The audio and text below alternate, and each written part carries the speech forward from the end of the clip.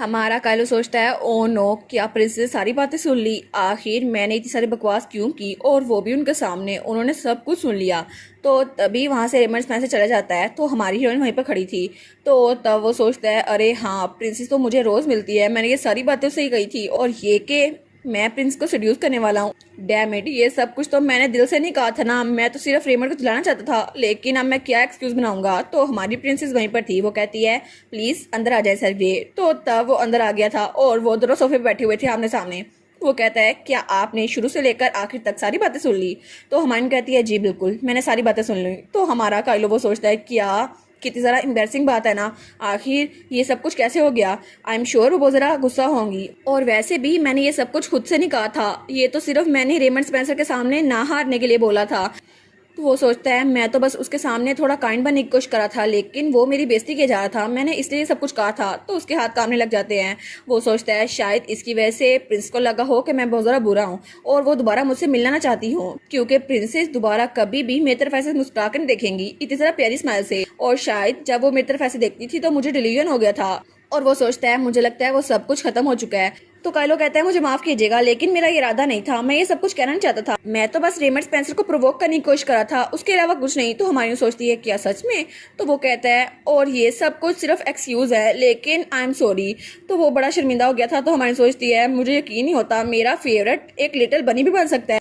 और वो तो काइलो को गाजर और लंबे कानों के साथ ही इमेजिन कर लेती है। वो कहती है ये इतना ज़रा क्यूट कैसे हो सकता है। तो तब वो उसको देखती है, उसके हाथ कांप रहे थे। वो सोचती है लगता है इसको इन्फीरियोरिटी कॉम्प्लेक्स हो रहा है। तो तब वो कहती है फिर भी मुझे इसके बारे में ये सब कुछ चीजें पसंद है, क्योंकि चाहे उसके पास कुछ भी ना हो, लेकिन उसके पास ग्रो होने की विल है, और वो बहुत ज़रा अच्छा है, और बहुत ज़्यादा ताकतवर भी है, और बहुत ज़्यादा बहादुर भी है, और हर मिशन में वो अपने लोग की जान बचाता है, और उसने तो खुद को सेक्रीफाइस भी कर दिया था। ऑफ कोर्स मुझे काइलो के बारे में ये सब कुछ पसंद है, क्योंकि एंडिंग गेम होने से पहले भी वो सब लोग के बारे में बहुत ज़्यादा फिक्र करता रहता था।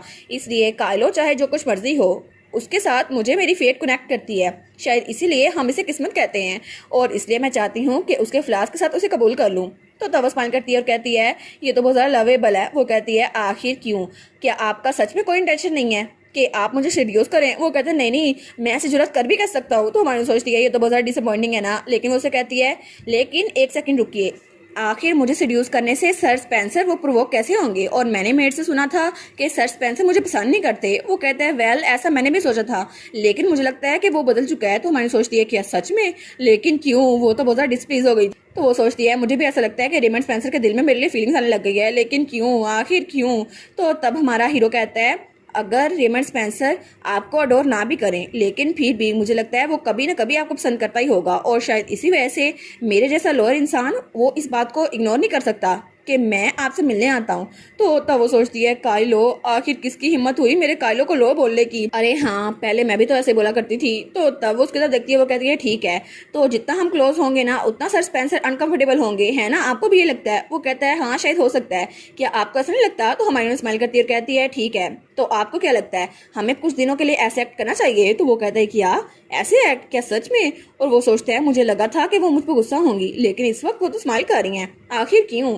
तो हमारी हीरोइन एग्नेस कहती है मुझे सही से याद नहीं है, लेकिन पता नहीं कुछ वजह की वजह से जब भी मैं रेमंड स्पेंसर को देखती हूँ तो मुझे अपसेट फील होता है, तो इसलिए मैं चाहती हूँ कि वो भी ऐसा ही फील करे।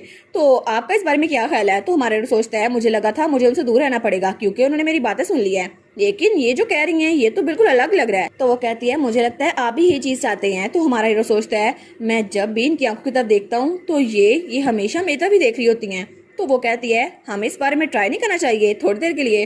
तो हमारा सोचता है सच में प्रिंसेस ये मेरे साथ ट्राई करना चाहती हैं। वो कहता है ठीक है, जैसा आप कहेंगी मैं वैसे ही करूंगा। और उसके बाद उनका कॉन्ट्रैक्ट कंप्लीट हो गया था, और अब से वो रेमंड स्पेंसर को जलाने वाले थे। तो उसके जाने के बाद हमारी हीरोइन बड़ी खुश हो गई थी। वो कहती है ये तो विंडफॉल है ना, कितना मजा आएगा। मैं तो रेमंड को पंच मारना चाहती थी थोड़ी देर पहले कि वो मुझसे मिलने आ गया, लेकिन अब मेरा दिल कर रहा है उसे पॉकेट मनी दूं। आखिर उसकी वजह से मुझे मेरे काइलो की ये साइड देखने को मिली है। थैंक यू रेमंड स्पेंसर, तुम तो सच्चे हीरो हो, और तुम्हारी वजह से मैं काइलो के क्लोज हो पाई हूँ। लेकिन कुछ दिनों बाद कोर्ट डॉक्टर्स ने कहा था वो बिल्कुल ठीक हो चुकी है, और अब वो पार्टीज में भी इनवाइट हो सकती है, और सोशल एक्टिविटीज़ को भी ज्वाइन कर सकती है। और वो सोचती है फाइनली मुझे फ्रीडम मिल गई, अब मुझे एक कमरे में बंद रहना पड़ेगा और लोग मुझे विजिट कर सकते हैं। लेकिन वो सोचती है मैंने तो ऐसे सोचा था, लेकिन ये लड़की यहाँ पर क्या कर रही है। और जो भी उसके सामने था वो रोई जा रहा था। वो कहती है आखिर मेरी पहली विजिटर, इसे यही क्यों होना था। और वहाँ पे बैठी हुई थी इस कहानी की फीमेल लीड जो कि थी हेजल डेनवन, और वो रोई जा रही थी। वो कहती है ये मुझसे मिलने क्यों आ गई, आखिर ये मेरे सामने बैठ के रो क्यों रही है, मैंने क्या बिगाड़ दिया इसका। तब हमारी हीरोइन कहती है एक्सक्यूज मी, आप ठीक तो है ना, आप रो क्यों रही हैं। तो वो कहती है मैं आपके लिए बहुत ज़्यादा फिक्रमंद थी, इसलिए मैं आपको विजिट करना चाहती थी, लेकिन मेरा भाई बहुत ज़्यादा बीमार हो गया था तो मैं अब आपसे मिलने आई हूँ। तो हमारी सोचती है उसका भाई जो बीमार था है ना, मैंने इसके बारे में रूमर सुनी थी, वो बहुत ज़्यादा हैंडसम है, लेकिन पता नहीं वो कौन था। लेकिन एनीवेज इतने सारे लोग मेरे पास आए, लेकिन हेजल का एटीट्यूड मेरी तरफ चेंज नहीं हो सकता क्योंकि वो तो फीमेल लीड है ना। और हेजल वो तो मुझे प्रोवोक करना चाहती थी क्योंकि मैं रेमंड स्पेंसर पे गिव अप कर दूं, लेकिन मुझे लगता है हमारे में कोई कनेक्शन होना चाहिए था, तो ये यहाँ पर क्यों आई है। तो वो कहती है मैंने सुना था कि आपकी मेमोरीज रेमंड स्पेंसर के बारे में वो गायब हो चुकी हैं, क्या ये सच है। तो हमारी सोचती है अच्छा तो ये पूछने आई है ना, फिर से रेमंड की बातें। वो कहती है मैं समझ नहीं पा रही लेकिन ये रो क्यों रही है। वो कहती है जी बिल्कुल, मुझे लगता है कि मुझे इस बारे में आपको बताने की जरूरत नहीं है। तो वो कहती है सच में। तो वो बड़ी खुश हो गई थी। वो कहती है मुझे बहुत ज़्यादा खुशी हुई कि आप बिल्कुल ठीक हैं।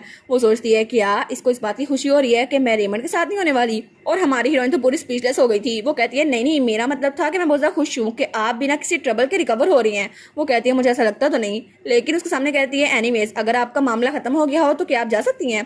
तो वो कहती है मैं समझ गई, मैं दोबारा आपको अगली बार जरूर विजिट करूंगी। तो हमारी सोचती है क्यों, आखिर इन लोगों के साथ मसला क्या है। और वो तो बहुत ज़्यादा थक गई थी। तो वो कहती है ये दोनों मेल लीड और फीमेल लीड का दिमाग तो खराब नहीं हो गया, ये दोबारा मुझसे मिलने की बातें क्यों किए जा रहे हैं, पता नहीं इनके दिमाग में चल क्या रहा है। मुझे तो कायलो के साथ रहना था हंसी खुशी, लेकिन रेमंड वो तो बहुत ज़्यादा अनोइंग होता जा रहा है, और ये लड़की पता नहीं मुझसे मिलने क्यों आ गई है, आखिर कोई भी मुझे खुश क्यों नहीं देख सकता। और उसके बाद सीन चेंज होता है और हमें कुछ दिनों बाद का सीन दिखा रहता है जब वहाँ बारिश हो रही थी और हमें ग्रीन हाउस का सीन दिखा रहता है। तो वहाँ पर कोई शतरंज खेला था, वो कहता है चेकमेट, और वहाँ पे हमारी हीरोइन और हमारा हीरो बैठा हुआ था। तो हमारी कहती है मैं फिर से हार गई, मैं तो आपके खिलाफ जीत ही नहीं सकती। वो कहता है आप तो बहुत ज़्यादा मॉडेस्ट हो रही हैं, मैं जानता हूँ कि आप जानबूझ के हार रही हैं। तो वो सोचती है अच्छा तो क्या हमें फिर से गेम्स खेलनी चाहिए। तो तब वो कहती है आखिर आपने चेस खेलना कैसे सीखी। तो वो सोचती है काइलो की तो कन्वर्सेशन स्किल बहुत ज़्यादा अच्छी है, अगर उसे कोई बात करने वाला हो। तो वो कहता है मैंने तो मर्सनरी डेज में ये सब कुछ सीखी थी एक फॉलन नोबल मैन से, और वो तो चेस खेलने में बहुत ज़्यादा अच्छा था, जितने पैसे वो गैम्बलिंग में कमाता था ना उससे भी ज़्यादा पैसे वो चेस में कमाता था। तो वो कहती है अच्छा। तो हमारी उसको देखती है तो वो बिल्कुल फोकस था और उसकी आईब्रोज भी बिल्कुल फोकस थी, और वो सोचता है मुझे अगला पैदा कहाँ पे रखना चाहिए। तो हमारी सोचती है ओरिजिनल स्टोरी में तो इसके बारे में कुछ भी नहीं बताया गया था, और जैसे मैंने मेल लीड और फीमेल लीड को देखा है उनका चेहरा तो बिल्कुल पोकर फेस थे, तो मुझे अच्छा लग रहा है काइलो को देखना, और इसको देखना तो ऐसा लग रहा है जैसे बिल्कुल ट्रांसपेरेंट हीलिंग हो। वो कहती है ये कितना ज़्यादा अच्छा है ना। तो हमारी उसको तो देखती है और सोचती है काइलो मेरी तरफ खुल के बात कर रहा है। और ओरिजिनल स्टोरी में तो काइलो के पास के बारे में सिर्फ ये बताया गया था कि उसको अब्यूज किया गया और उसने घर छोड़ दिया, लेकिन अब शायद मैं उसके बारे में और जान सकती हूँ। तो वो कहती है आपने मर्सनरी का काम कब शुरू किया। तो काइलो उसके तरफ देखता है और वो कहता है मुझे लगता है ये कहानी आपके सुनने के लिए अच्छी नहीं होगी प्रिंसेस। तो हमारी कहती है अच्छा ऐसा है। और वो सोचती है कितनी शर्म की बात है ना, शायद वो अपना सीक्रेट मेरे साथ शेयर नहीं करना चाहता। वो कहती है ठीक है ठीक है। तो हमारा कल लोग कहता है मुझे लगता है बहुत ज़्यादा वक्त गुजर गया है, मुझे वक्त का पता नहीं चला, तो मुझे जाके अपना नाइट वाला काम भी करना है, तो मैं अभी इजाज़त चाहूँगा। वो कहती है ठीक है हम कल मिलते हैं। वो कहता है जी जी मैं समझ गया। और उसके बाद कल वहाँ से निकल रहा था। वो सोचता है प्रिंसेस उनकी जब से मेमोरीज गई हैं ऐसा लगता है वो बिल्कुल अलग इंसान बन गई हैं, या फिर ये कहा जाए कि जब मैं उनके साथ होता हूँ तो मुझे बिल्कुल अलग लगती हैं। वो बिल्कुल एक वर्थलेस प्रिंसेस नहीं लगती जो पहले थी, वो तो अब एक अपराइट डिग्निफाइड पर्सन लगती हैं जो हमेशा दूसरों के साथ खुश रहती हैं। या फिर मैं ये कहूँ कि मैं इस बात के लिए कैपेबल हो गया हूँ कि उनके एक्सप्रेशन पढ़ सकूँ। फिर भी मेरी पूरी लाइफ वो तो बहुत ज़्यादा बुरी गुजरी है, मेरा बचपन मैं तो मार खाता रहा हूँ और मैं तो खाना तक चुराता रहा हूँ ताकि मैं जिंदा रह सकूँ, और अगर उनको इस बारे में पता चल गया तो शायद वो डिसअपॉइंट हो जाएंगी, इसलिए मैंने कुछ भी नहीं कहा, और अपनी पर्सनल लाइफ के बारे में तो कुछ भी नहीं। शायद इसकी वजह से उनके एक्सप्रेशन बदल जाएं। तो मैं चाहता हूँ कि थोड़ी देर और, चाहे बस थोड़ी देर और, लेकिन मैं इस वार्म फीलिंग को एंजॉय कर सकूँ। क्या मैं ये कर सकता हूँ।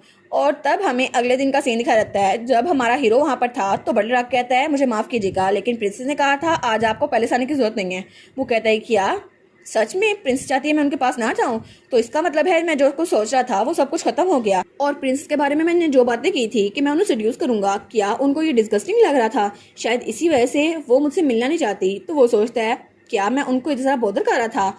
तो वो कहता है जी मैं समझ गया, आई गेस आज मैं उनसे मिल नहीं पाऊंगा। तो बटलर वो थोड़ा सा उदास हो गया था, तो हमारा कर्लो वो उदास होकर सोचता है लगता है मैंने फिर से मैसअप कर दिया, शायद वो नहीं चाहती कि वो दोबारा मुझसे मिले कभी भी। और तब हमें थोड़ी देर पहले का सीन दिखा देता है जब वहाँ पर उसकी मेड आती है। वो कहती है प्रिंसेस एक मसला हो गया है। वो कहती है क्या तुम बिना नोक किए क्यों घुस आई हो, मुझे बताओ क्या हुआ है। वो कहती है वेल हिज मैजेस्टी ने कहा है कि जब भी आप यहाँ से बाहर निकले तो आपके साथ एक गार्ड रहेगा। वो कहती है क्या एक गार्ड रहेगा, लेकिन अगर ऐसा ही हुआ तो मिशन में भी वो मेरे साथ रहेगा, फिर तो मैं कायलो के साथ वक्त गुजार ही नहीं पाऊंगी। लेकिन अगर मैं कायलो के साथ किसी केव में फंस गई तो मेरा गार्ड भी वहीं पे फंसेगा, फिर तो हमारी कोई लव स्टोरी आगे बढ़ ही नहीं सकती।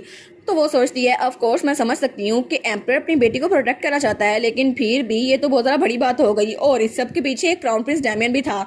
और वो सोचता है जब तुम्हारी बहन और दोस्त एक दूसरे को पसंद करते हो तो आगे आकर उनको इकट्ठे करना चाहिए। वो सोचती है आखिर ये ऐसा क्यों कर रहा है, इसकी हिम्मत कैसे हुई।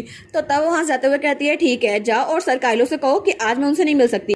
तो उसकी मेड कहती है जी जी मैं समझ गई। तो हमारी सोचती है मुझे अभी जाना होगा और जाके डेमियन का दिमाग सही करना होगा। आखिर मेरा भाई होकर वो मेरे खिलाफ इतनी ज़रा चीज़ें कैसे कर सकता है, मुझे रेमंड स्पेंसर से नहीं मिलना। पता नहीं वो मुझे उसके साथ मिलाने के लिए आखिर ये सब कुछ क्यों किए जा रहा है। और इसी के साथ ये वाला पार्ट यहीं पर ख़त्म। तो आप लोग बताइएगा आप लोग को ये पार्ट कैसा लगा, और वीडियो को लाइक और चैनल को सब्सक्राइब लाजमी कीजिएगा। बाकी वीडियोस का लिंक भी स्क्रीन पर नज़र आ रहा होगा, तो काइंडली उनको भी चेकआउट कर ले। और thank you so much for watching my videos. Stay safe, bye bye.